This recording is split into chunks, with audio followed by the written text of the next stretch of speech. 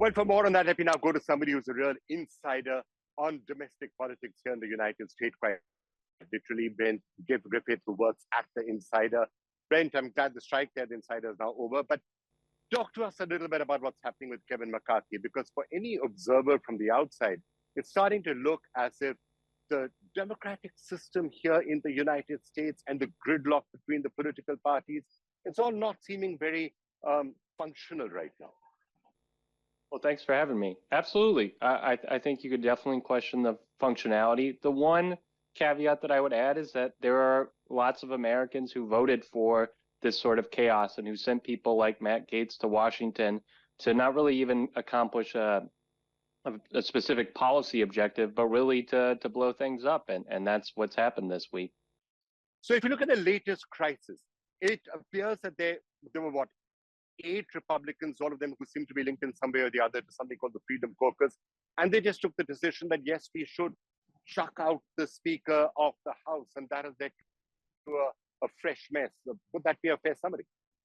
That is a fair summary. So the one key thing to understand is that for a long time within the House rules, Speaker Pelosi changed this a little bit, but there was the availability of any one member of either party to essentially remove the speaker. They could offer a motion that had to be considered, and then the House would vote on it. And so what you saw happen is exactly what you said. It's unprecedented. We've never had this moment in American politics. You know, Brent, gridlock and dysfunction is bad at the best of times. But right now, there seems to be a recession coming. There are problems with the economy. There's a war taking place out there in Ukraine. So if this is the sort of distrust and inability to communicate across political lines that's happening right now, it's not very clear how parties or anyone are going to work together to solve those problems. How will they come together to tackle these issues?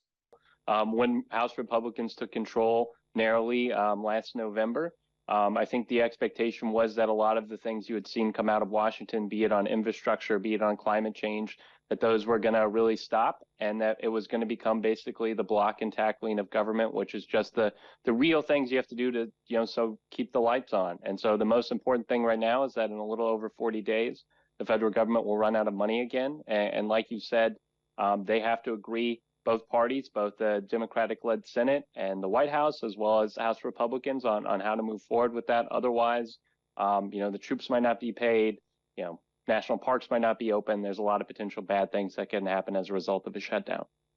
Last question then, Brent. We're now soon going to enter the primary season, and then we're going to be heading for the elections.